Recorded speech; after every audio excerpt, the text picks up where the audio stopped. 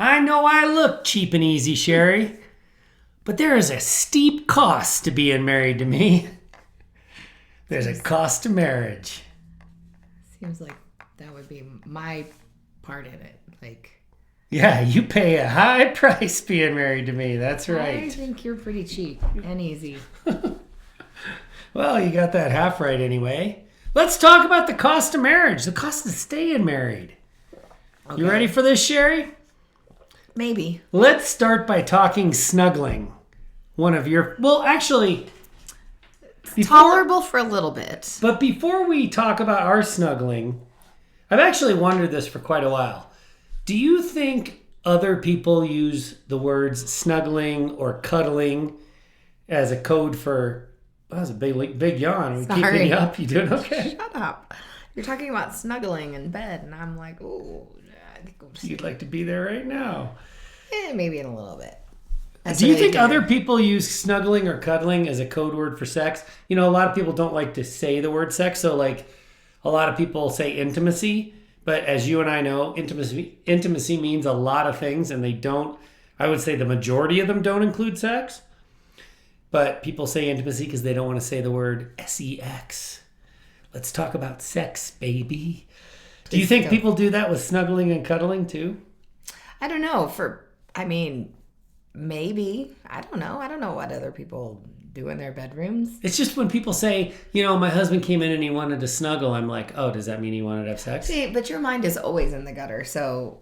But so's probably his mind because he's a dude. But I still say that there is a lot of people that use snuggling and cuddling for snuggling and cuddling. Yeah. So, undecided? Maybe? But you're leaning toward no. I'm more leaning towards no. Sheri, let's talk about our bedtime routine. Oh, yay. You like snuggling. You like...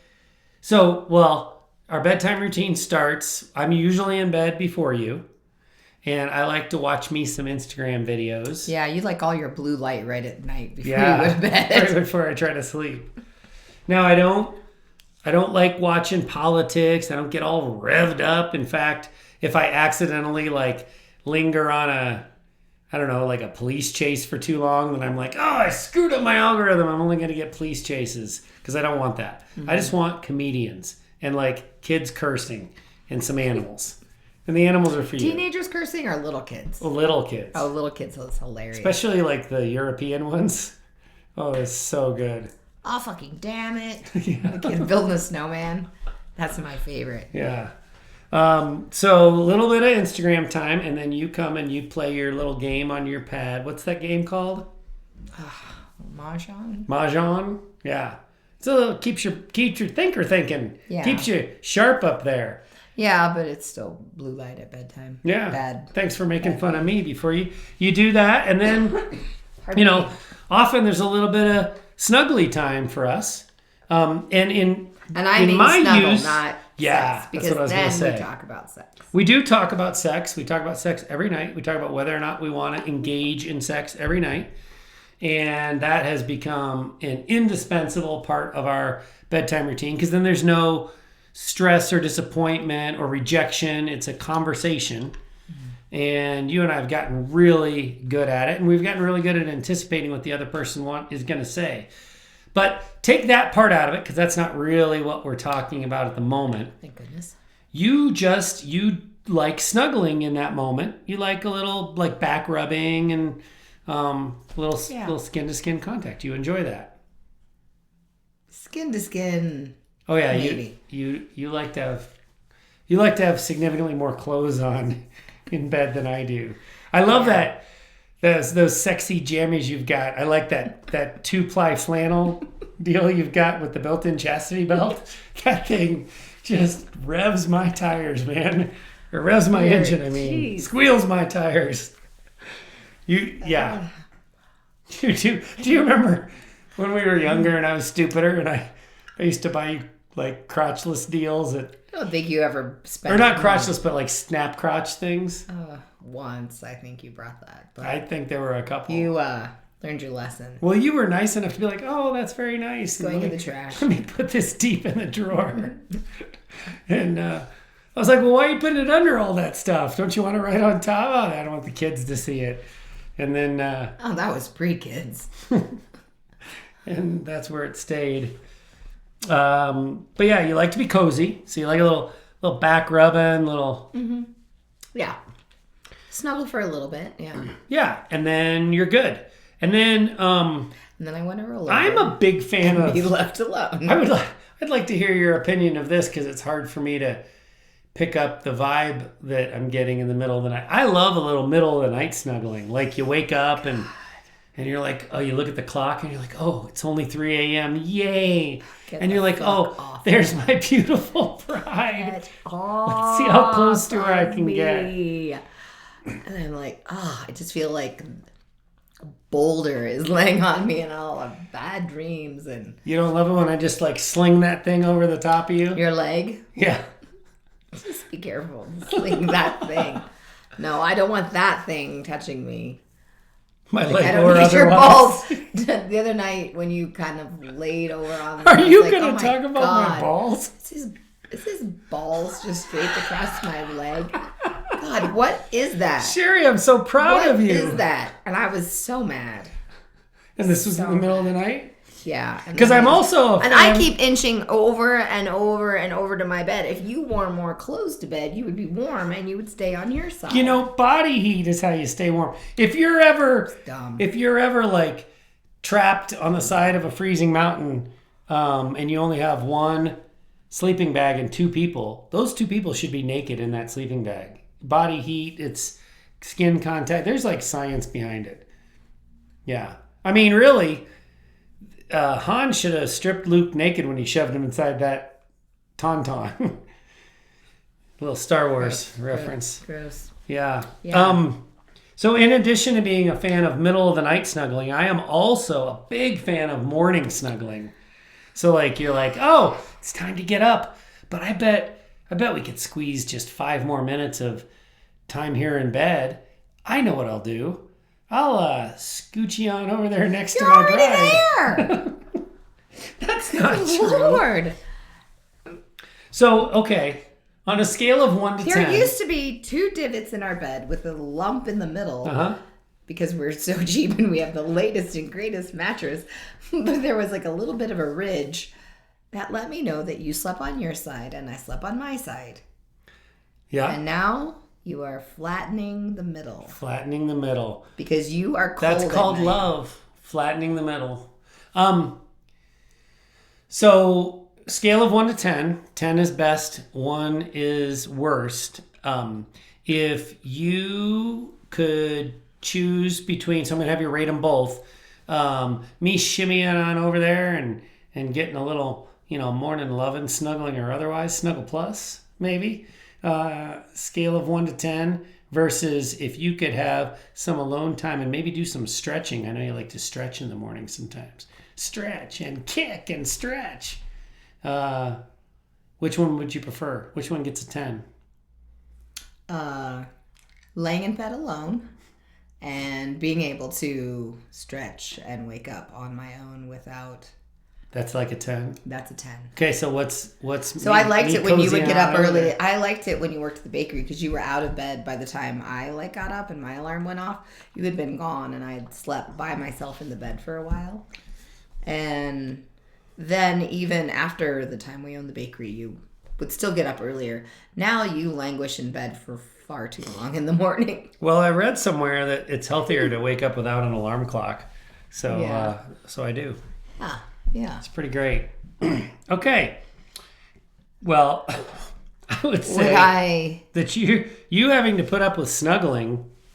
I mean, you like some snuggling, but most of the snuggling, it's a cost to our marriage, for you especially. There is a huge benefit, and also what we already talked about, the navigation of non-sexual physical intimacy and the desire discrepancy that we have and that all couples have. Desire discrepancy is a universalism. People don't partner up and have the exact same sexual desire frequency.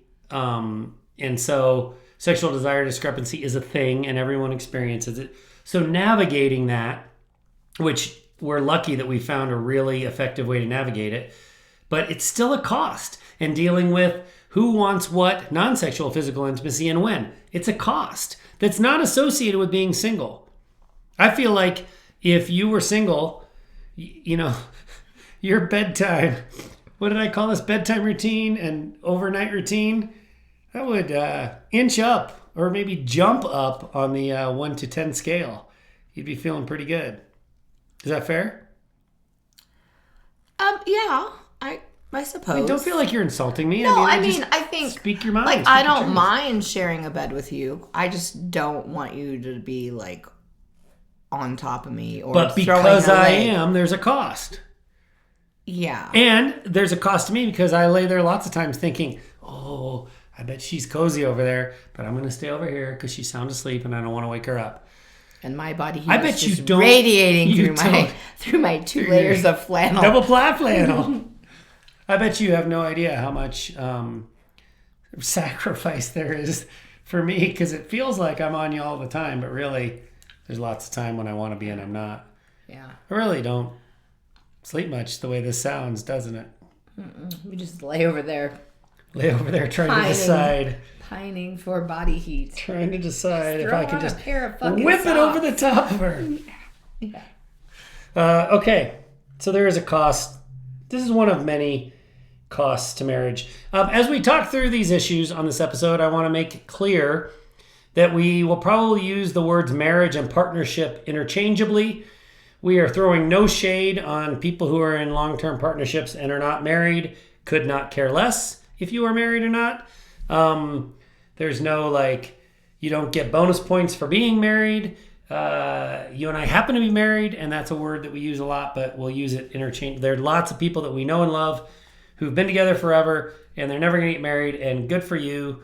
Don't care. Hope you're happy. So please don't take any, disparaging intention behind marriage versus partnership. When marriages struggle, the default cultural emphasis is on repair and staying together. We hire relationship therapists, we talk to our family, we talk to our friends, and almost exclusively, unless there's been abuse that's well known among the people that are giving advice, the helpers with that couple are helping push them towards staying together and helping them find ways of staying together. And, did you try this? Have you tried this? Have you tried, double ply flannel? What things have you worked on? And the reasons that our cultural emphasis is on staying together is for things like for the benefit of the kids. Because you love, or at least you loved each other. For practical, legal, financial reasons. These are all the reasons that when we think about long-term relationships that are struggling, the support system rallies to try to help them find a way to stay together.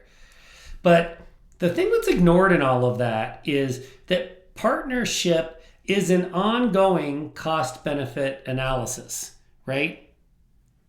So you are, I'm not saying you spend every waking minute, but especially if you're in a relationship that's struggling, we see it all the time. People are sitting there, they're basically making a pros and cons list of staying together. Co-parent of my children, want my children to be as healthy as possible. Our finances are intertwined. We're on this mortgage together. All of our friends know us as a couple. That would be embarrassing if we split up. Endless list of reasons why staying together would be good. But then this other big list over here doesn't do his or her share of the chores around the house, can't hold down a job, drinks too much. There's one that maybe we should talk about on an alcoholism recovery podcast. Is verbally abusive, doesn't create an environment of emotional safety. We don't laugh anymore. Everything is so heavy. Financially irresponsible. Yeah. You're with me now. Yeah. throws his leg over me when I'm trying to sleep at 3 a.m. These are the costs that, sure, that person who's weighing staying or going, they're certainly putting those costs on their pros and cons list, but they just don't get as much. The assumption, the cultural assumption is, let's do everything we can to keep these two together. I think the cultural go-to should be, you got to do this cost-benefit analysis. Maybe it made sense when you got together, and maybe now you're married to an asshole and it doesn't make sense anymore, and that's okay. So look at what those costs are, in an ongoing way. You picking up what I'm laying down? Mm-hmm. Do you do this a lot? Analysis. You've got a face. Right now I'm doing this cost analysis report. Like, if I were to get out of the marriage, would I have to still do the podcast? That's how excited you are about these conversations. Okay. But I understand. And I think, though, our society wants people to couple up. And there are a lot of people. There was a comedian once, maybe it was a movie or something I watched, and they were talking about, like, we want you to be as miserable together as we are as miserable together. Like, I think people want couples to stay together, because if one couple gets divorced out of, like, the friend group or the family group, it's kind of like alcoholism. It shines a light on your relationship. Yeah. And maybe it spurs some feelings inside you that you want to suppress, like, would I be better off without this person? Or would the kids be better off without having both of us live under the same roof with this toxic relationship? So I think people just push couples to stay together because they don't want to shine the light on maybe their own issues at times. Agreed. And we've referenced it a couple of times. One of the really kind of tragic pieces to this, I think, is that culturally, societally, there is still that emphasis on staying together for the kids. And increasing numbers of educated, intelligent, highly experienced voices are saying what the kids need is one stable parent that makes decisions that show that they value self-respect. So they aren't going to put up with being emotionally abused. And their decisions validate that. And they also make decisions to protect the kids. So the kid feels protected by one parent, and they watch that parent say, I'm not getting walked all over either. So they're a good role model. That is increasingly being lauded as way more important than staying together if the relationship is dysfunctional for the sake of the kids. The kids are better off with one stable parent. There was a lot of words to say that last sentence. That's what I'm known for. I don't want to let our listeners down. Why say it succinctly when you can drone on and on? That's what I'd like to have on my headstone. He droned on and on and on. And yeah. Think how much more he could have accomplished if only he could say it succinctly.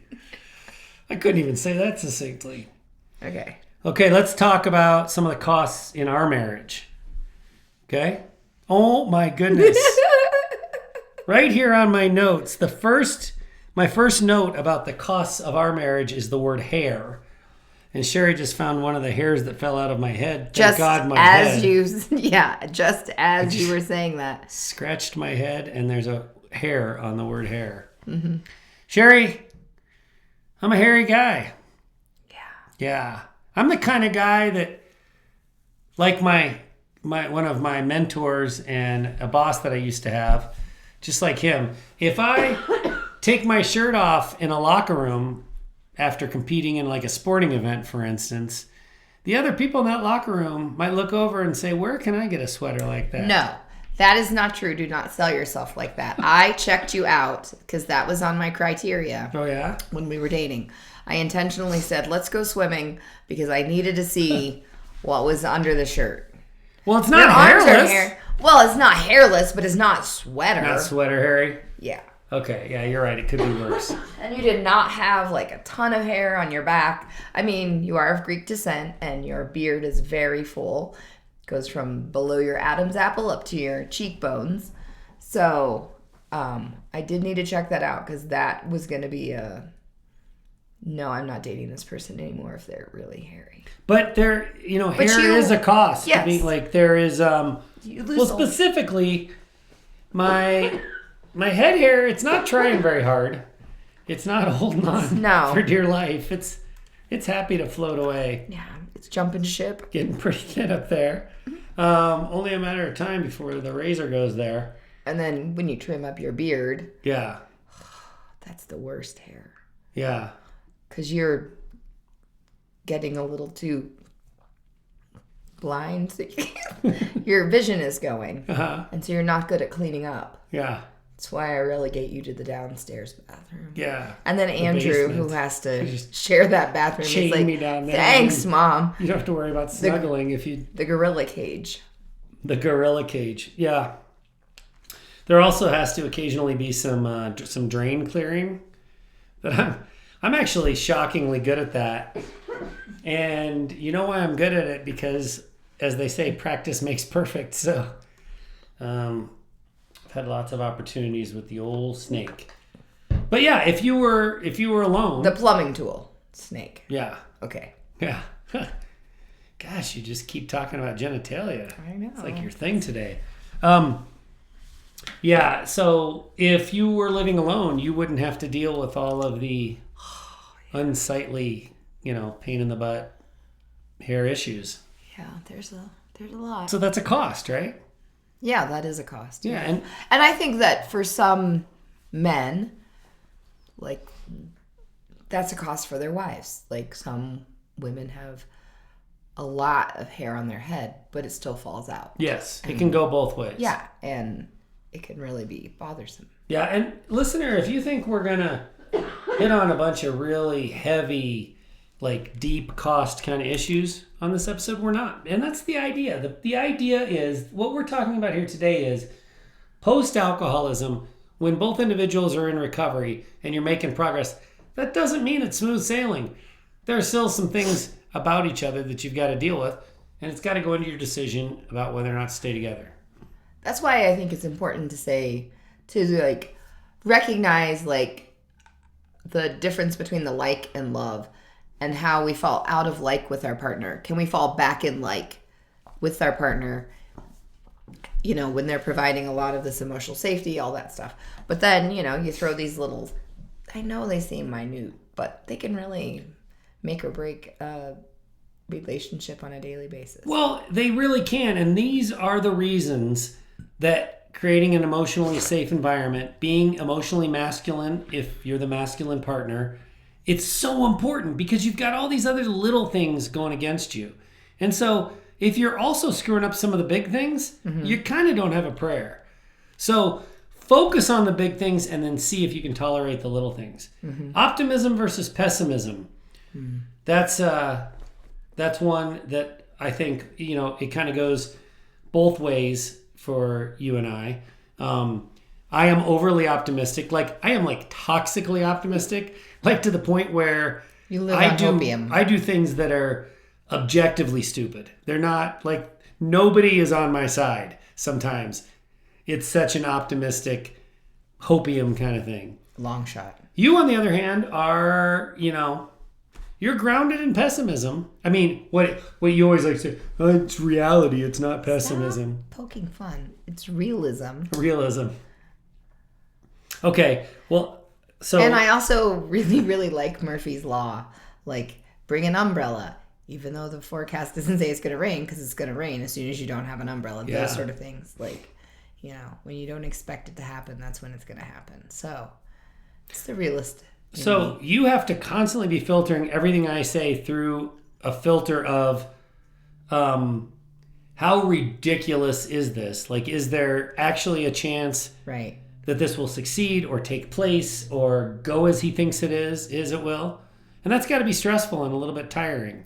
It can be. I mean, it would be nice to have a partner who you could just be like, oh, if they say something, then that thing's going to happen. But with me, you got to be like, what's the chances that long shot thing actually happens, right? Yeah. Yeah. It's got to be hard. It has challenges for sure. Yeah. I mean, not everything works out. And then it's a challenge for me not to be disappointed, not only with it not working out, but also with your decision to be with me. The creator of the concept. The creator. Likewise, there is a cost to being married to a pessimist would you say a realist? You can say pessimist. It's going to be a cost to be married to a pessimist, since you're not married to a pessimist. You're married to a realist. Oh, so this is just theoretical this now? is theoretical. Oh, okay, great. Yeah. Well, so our house is for sale. It has been. It's just forever for sale. It's perpetually for sale. But we were talking with somebody who we had let's just say we had a verbal offer. Never went into writing. Yeah. But it was not the offer we were looking for. And I love this about you.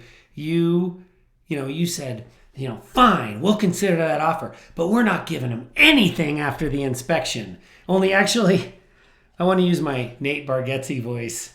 You're like, they better not ask for a single dollar. He does that thing about when people come up in his cul-de-sac. What are they doing in our cul-de-sac? Oh, yeah. They better not ask for a single dollar after they get the inspection. Oh, okay.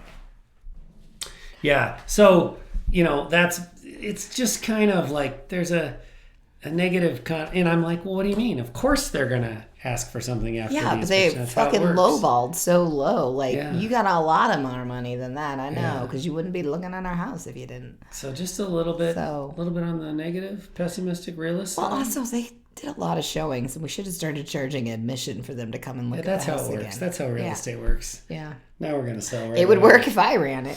You're married to Captain Safety, Sheri. Yeah. It's kind of a problem.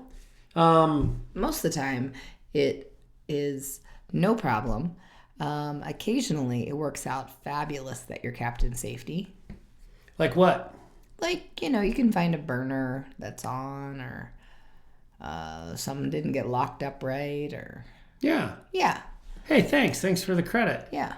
Yeah. So out of 100 days, maybe one day of my obsessive compulsive behavior with the door locks and the appliances in the kitchen, then we catch something that we've never had a faulty cord in our house on an appliance or an extension cord, or that's because you an electrician 20 years ago told me the leading cause of house fires is bed posts that are on extension cords. So that's great. You remembered it. You took it to heart. You checked to make sure that nobody has rearranged the heart.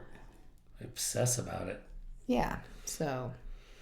But there are times when it takes us a little longer to leave the house than you would like. I know. The kids already have to go back into the bathroom, and you won't let them because you've locked up the house. So then we have to drive, and then we have to stop at the first gas station. Now, in my defense, this is when we're leaving for a vacation for a week. If we're just where people are coming over the next day to look at the cats. But anyhow. Yeah, if we're just going somewhere, I do want to be the last out of the house usually. Yeah, or you tell the boys to go pee in the garden. Yeah, so there's a cost. There's a cost. When we are going somewhere for a week, and I am doing my little safety checks and walking through the house, the biggest distraction, the thing that slows me down the most for doing all my safety checks, is the sound of your eyes rolling in the car in the driveway. Not just my eyes, it's everybody who's in the car with me. So you have 5. If everybody is together, there's 5. I can feel it. I can feel the burning hatred out there. But to everyone's credit, you have just accepted this as part of me being the dad in the family. So again, there is a cost to being married to me. There's a cost to having me as your father. Sheri, we are sponsored by SoberLink. SoberLink is the premier remote alcohol monitoring system combining cutting-edge technology with compassionate design to support accountability in recovery and family law. SoberLink is not the solution. If you think that a piece of tech, even the best-in-class, top-of-the-line tech like SoberLink, is going to solve your alcohol or your communication or your trust problem for you, it will not. No device can do that. That's telling it like it is, Sheri. But if you are looking for an important, reliable, dependable, proven part of the solution, SoberLink is for you. I wish I had known about SoberLink when I was trying to get sober or when I was trying to regain your trust. Sometimes I stayed sober and accountable through sheer willpower and determination, but sometimes that wasn't enough, and I needed to use my tools, like eating something or getting hydrated or getting out in nature or reading about alcoholism. Other times, I needed to talk to someone who understood, and still other times I needed to play it all the way forward and think about the repercussions of drinking. Even with all of that, I could have used more help. It took me 10 years and a lot of relapses to get sober and rebuild trust with you. If I had SoberLink, I just know the scheduled testing that was going to take place on regular daily intervals, that would have helped keep me sober. I know I would have gotten sober sooner and our communication and trust would have improved exponentially. Sometimes I just needed to know someone was watching to keep me making the right next decision. So right now, SoberLink is offering Untoxicated podcast listeners a free offer ID valid for $100 enrollment bonus. You can grab your offer ID now while this offer is still valid. That's a $100 enrollment bonus for SoberLink's best-in-class service and product combination. With built-in facial recognition and tamper detection, expert in-house support, emailed daily, weekly, or monthly reporting that's court admissible in all 50 states and Canada, unlimited testing days, and scheduled testing to build accountability and trust. Wow, you had to catch your breath there. I know. Claim your offer ID for a $100 enrollment bonus. There's no commitment required to claim your offer ID while this promotion lasts. And you can use your $100 enrollment bonus when you are ready to place your order. To claim your offer ID, you will only need to be asked to provide your name and email address. No personal details, no commitment, no credit card number.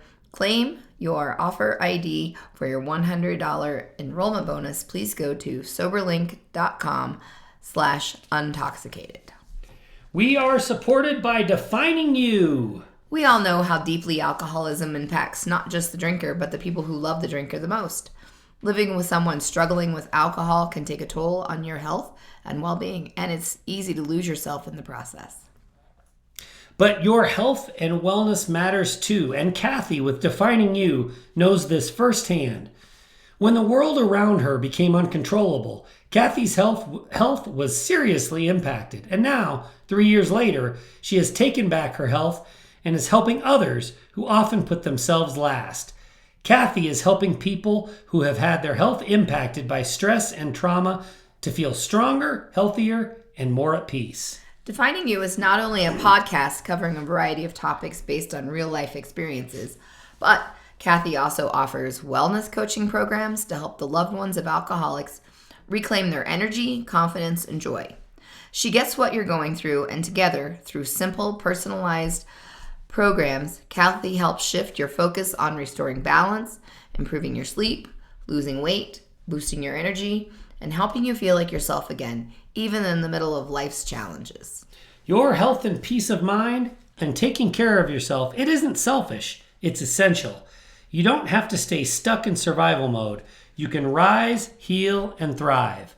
If you're ready to feel better inside and out, email Kathy at definingyouconnection@gmail.com to schedule a complimentary consultation. You can also find Kathy and Defining You on Facebook, Instagram, and TikTok.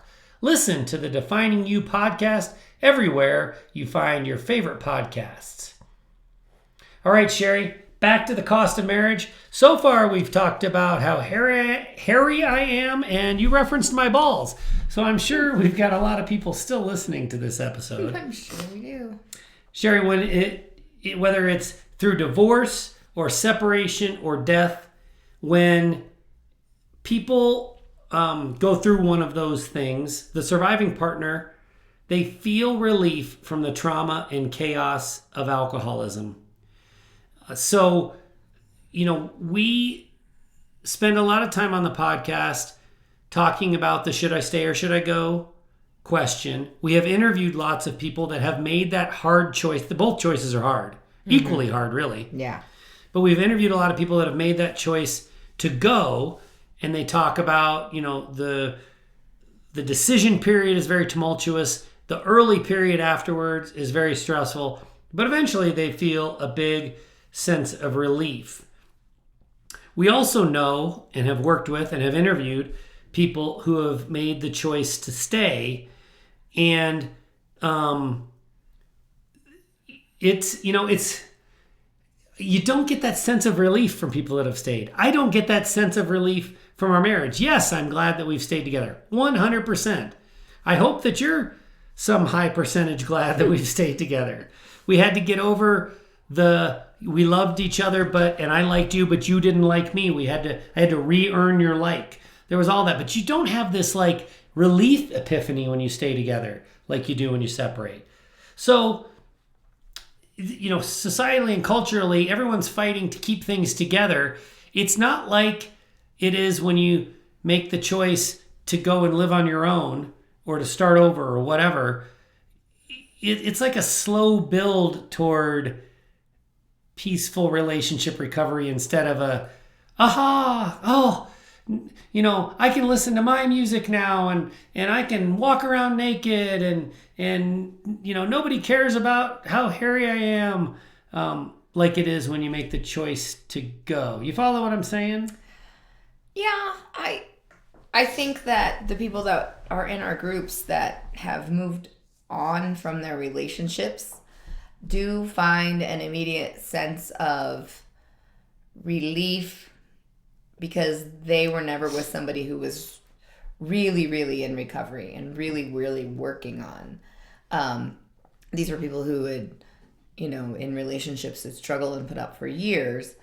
But I don't think that I would discount the relief that I felt. I felt like because you had tried not drinking so many times before, and I could see that this last attempt was different. Mm-hmm. There was a relief there. And as we started to work through relationship recovery, after we were both in a better place with our own individual discovery and healing, I feel like maybe I didn't notice the relief because we were still in it. Yeah. So I understand. Is that what you're trying to say? It's kind of like when a slow build, when your child grows and changes, you don't notice because you're with them every day, and then you take them to see distant relatives, and the relatives are like, "Oh my gosh, you're so tall! Mm-hmm. Look how much you've changed." So yeah, that's exactly what I'm saying. If you make the tough choice to separate, there's an immediate change to everything. Yeah. If you make the tough choice to stay, you're hoping for a gradual change of improvement, but there's nothing immediate or epiphany-like about it. Yeah, I think that separation from the person that's toxic helps you really balance your nervous system, where if you're choosing to stay, then you're still on alert. You still have to share a bed, mm-hmm. Or at least the house and space. Or maybe you've separated and you haven't, you're living separately, but you haven't divorced, but you're still working on it. So you're still interacting. So I'm sure that there is a immediate sense of relief, but it doesn't mean that it's going to be a lasting, because there's going to be lots that you have to deal with. Absolutely. So when we're talking about the cost of staying together, the cost of marriage or partnership, there is a huge cost that we're really not going to talk about today, other than me just giving a tip of a cap to it right here. This is a cost that's associated with separating, I should say. And it's the huge cost of co-parenting with an alcoholic or with someone who has an intense need for control over the activities of the kids. That can actually go either way. That's a difficult situation to put yourself in. It's not insignificant, but that's not a topic for today. That's a topic. So I guess I feel a little guilty, because when I say, when you separate, you're just like, I made this hard choice. I went through all this, the financial untangling, all the proceedings. It was hard, and it is, but now I'm free. I'm free as a bird. I don't want to overplay that, because especially if you have kids, you're still in contact with that person, and now they're pissed. Yeah. So there is a significant your nervous cost. system starts to regulate, and you start to get into a safer, more comfortable space that is yours without that toxic personality at your side. So there is a sense of Yes. relief in that regard. And that hopefully gives a little spillover to deal with these challenges with the co-parenting, or maybe financial stuff that you're still entangled with, or whatever your need to be in communication with your ex. Yeah. So hopefully you're at a better place to handle that stuff. And then you can stay more regulated, where sometimes, you know, when you've been in it, in the relationship, and you think that there's going to be recovery, and then there's a relapse, and then you're still living in that high anxiety place. Yeah. So True. Both separating and effective relationship recovery, they both depend on the same thing, and that is effective individual recovery. We talk about detachment a lot. You and I have never reattached. Attachment is glommy codependence. What we've done is we've gotten healthier as individuals, and then we find areas of mutually beneficial connection, like snuggling, for instance.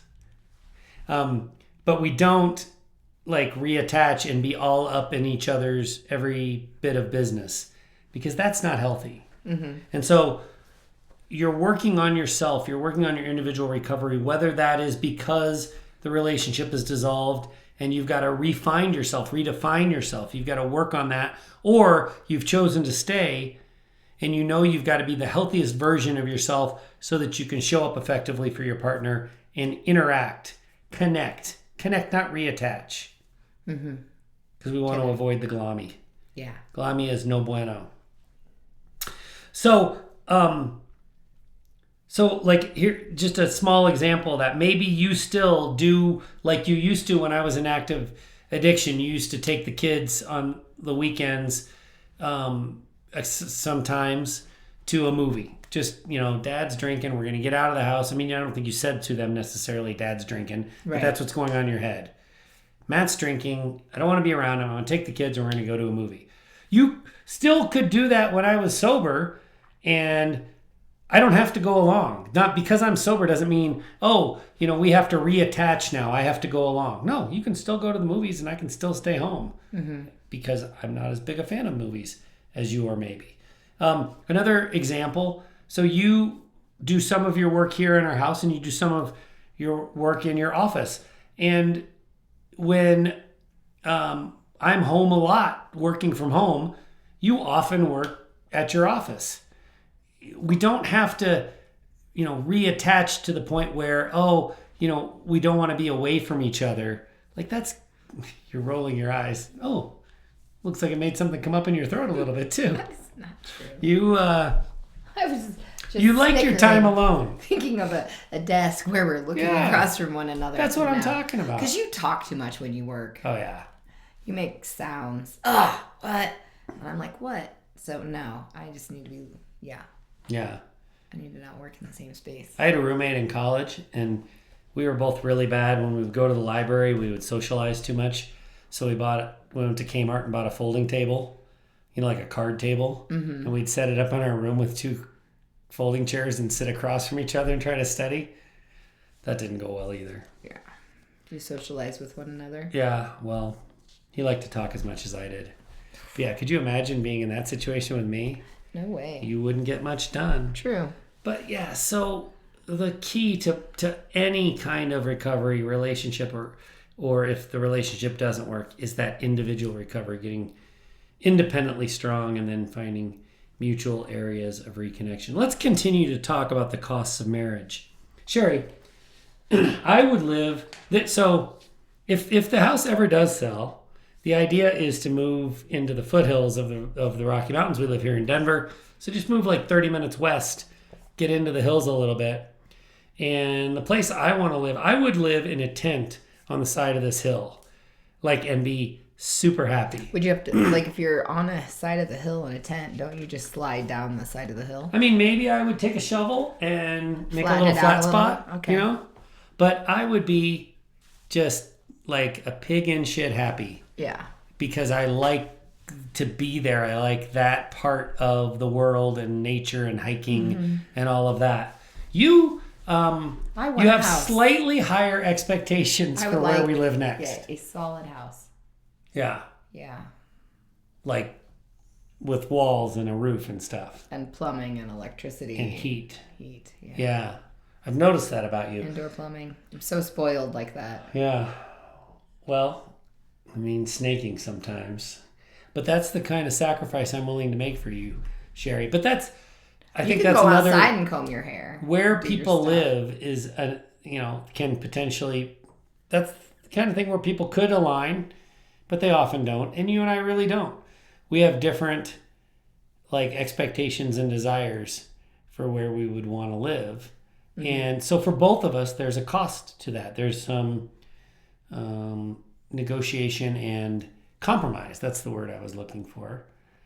But, for me, the location is more important. And for you, the structure is more. And there's nothing wrong with that. I'm not criticizing. I hope it doesn't sound like I'm criticizing. It was also location. I mean, there were some places that you would have bought the property on. And I was like, oh my God. No way. I can't. My car won't even fit on this road. So location mattered. But, yeah. So there is a compromise that has to happen in a negotiation in relationships. Yes, I think we're aware. Yeah. That happens. Yeah. If you're on your own, I could go get that tent tomorrow, get my shovel, flatten a little spot out, and I'd be good to go, right? But then I'd have no one to snuggle with. Yeah. So cost-benefit analysis. Mm-hmm. But there is, for both of us, there's a cost. We live about a mile from the kids' high school. Okay? And before they get old enough to have a driver's license, they have to get themselves to and from school. And most days that's fine. They ride their bike. Or we have one that was a skateboarder, one that liked to walk. So whatever. We don't care. They got to get themselves to and from school. But then when it snows, you and I have different instincts. I think, great, it's snowing. This will give them a chance to prove a little bit of toughness, to weather the storm, so to speak, literally. And your instincts are different than mine. Your instincts are, let's help our child, let's nurture them, let's take care of them, let's help them get to and from school because it's miserable out there. Fair? Yeah, and yeah. And I think you have a very valid point. Yeah. It's just that our points are different. And so if I'm single fathering, they're walking their ass to school, right? And if you're single parenting, they're getting a ride. And so we have to negotiate. There's a cost. There's a cost to that. We can't both get our way every time. Mm-hmm. Yeah? You sick of me using that example? Yes, I am. Do you want me to bring up the bucket that I broke? We used to talk about the bucket a lot. You like that better? No. Why do you hate that example so much? Well, it's just... Do you think it paints you in a bad light? No, I just think it's overused. There are other things that are going on in our life besides this one fucking incident. And once, and it it's not like if it's just spitting snow, but I take into account, do they have sports? What's the weather forecast going to be like? Do they have a bunch of stuff they're supposed to take to school? One time I took them because they had a cardboard something or other, a diorama, but it was a big diorama. So that was nice of you. Those sort of things. So it's just being get your diorama and your baritone sax and get on that two-wheeler. Yeah, exactly. Pedal on out there. It's only 4 inches. You can make it. Yeah. Yeah. Yeah. Well, you're a nicer human than me. Another cost to being married to me is that I drive around year-round in a topless Jeep. Mm-hmm. And we have 4 kids. You have a bigger vehicle. So we've talked about this and said, oh, you know what? If the majority of the family needs to go somewhere, they'll just take the bigger car because I can only hold 4. And so if everybody but you needs to go somewhere, we'll take your car and then you can take my car, which is normally fine, except in the winter. You're like, well, wait a minute. This is no good. I got to drive around with the top down in January because you and the kids are going somewhere. Mm-hmm. So that's a pretty significant cost to being married to me. Yeah. Thank goodness it doesn't happen often. No. You don't really like to go anywhere or spend any money, so.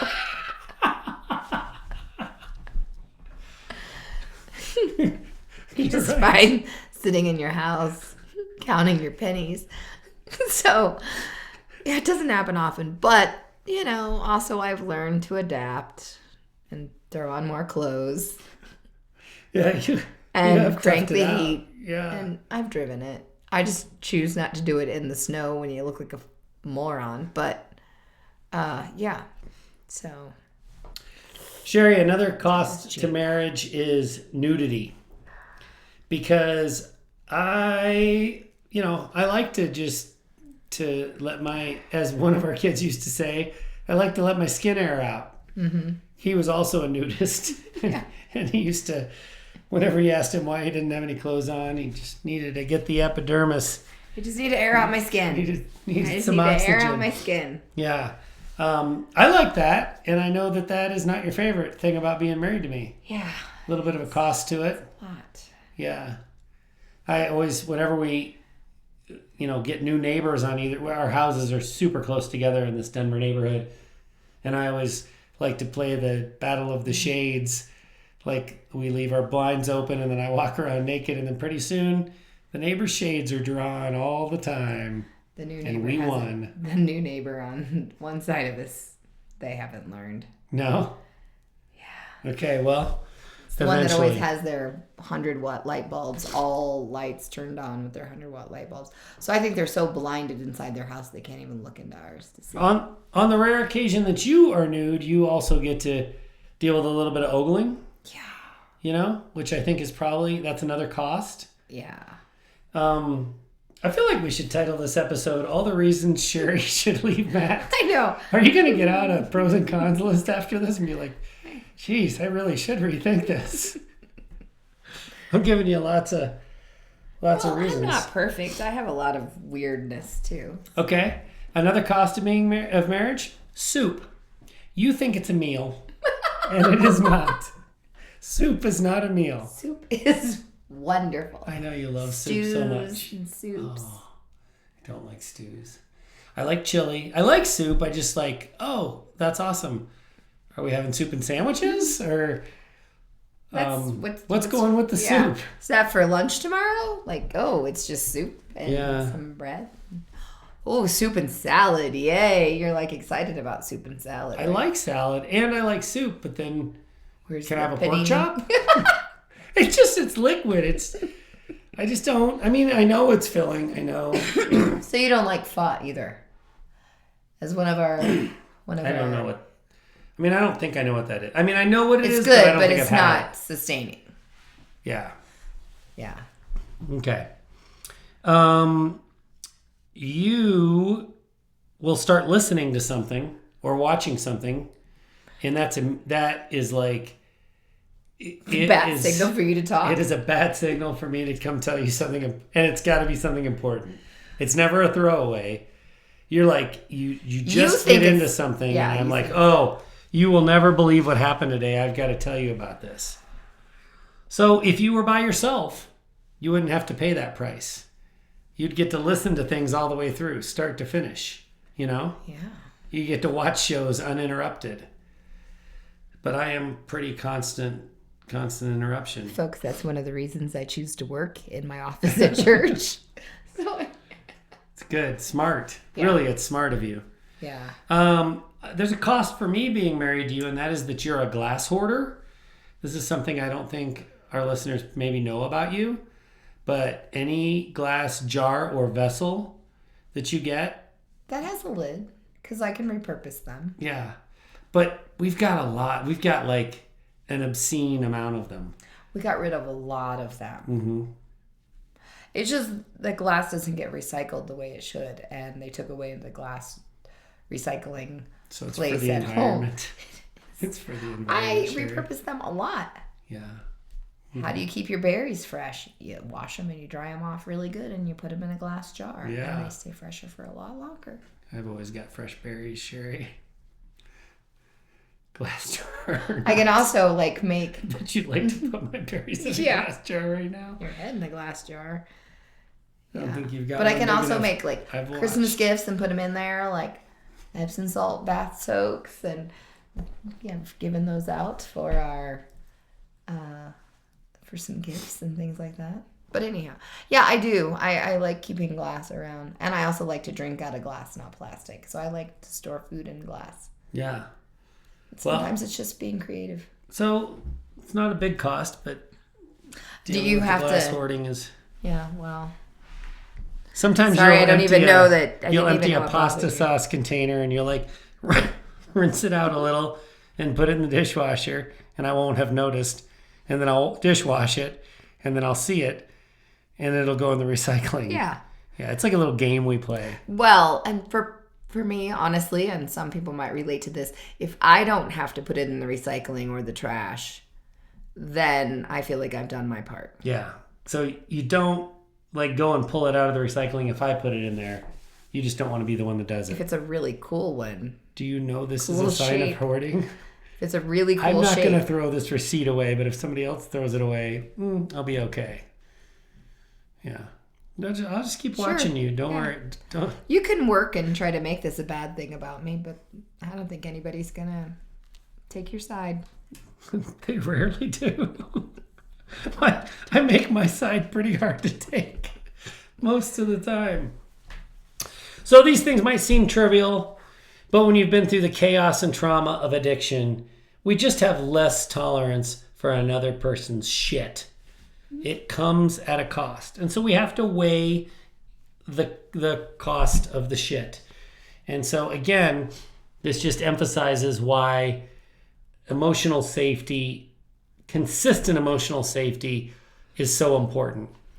When you make the choice to stay together, you've got a long list of these little ticky-tacky costs. And the last thing you want to do is add to that list a big significant one. Mm-hmm. Because it might just tip the scale not in your favor. Fair enough? Fair. Okay, so I've done my cost-benefit analysis, Sheri, and I have made the decision to keep going with you full speed ahead. That sounds good. And I guess our listeners can just wait till next week to hear if you're still on the podcast to find out what your decision was. I said that's good. Yeah. I'll stick it out. Yeah. Yeah. Thank you for listening to the Untoxicated Podcast. You've got this, and we've got you.